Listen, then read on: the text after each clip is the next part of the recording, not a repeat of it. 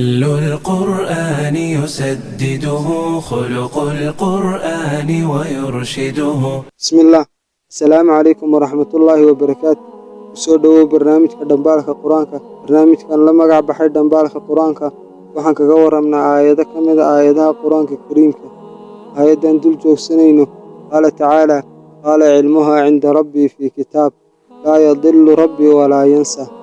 maanta waxaan dul joogsanaa aayadda inta dambe oo alla yidhi laa yadillu rabbii walaa yansa.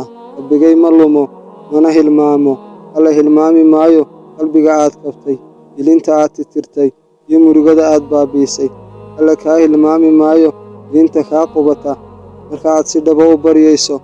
alla kaa hilmaami maayo maanta aad qarsatay adigoo aargudan kara. alla kaa hilmaami maayo inaad faraha ka qaaday duulaan lagu baabi'i lahaa.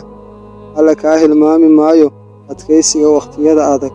sidoo kale alla kaa hilmaami maayo mahadnaqa aad la timiday wakhtiyada barwaaqada. hubaal waad arki doontaa waxa uu alla ku siiyo markaad sidaas samayso.